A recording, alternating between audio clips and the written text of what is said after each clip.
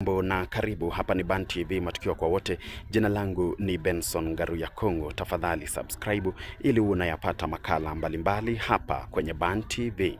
Na habari ambazo zimeweza kutufikia sasa hivi ni kwamba the Kenya National Examination Council, yani wale wanajulikana kama NEC, wameweza kusema ya kwamba wameweza kutayarisha tovuti yao, yani kuzindua KCSE Results Checker.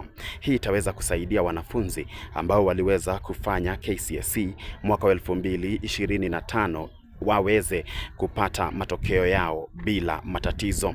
Na kulingana na NEC ni kwamba wataweza kuachilia matokeo haya, ama wataweza kutangaza matokeo haya wiki ya pili ya Januari mwaka 2026. Na kwa hivyo wale ambao walifanya KCSE, muwe tu na subra, siku kidogo tu muweze kupata matokeo yenu. Ni mwisho. Hapa ni Ban TV, jina langu ni Benson Ngaruya Kongo. Tafadhali subscribe.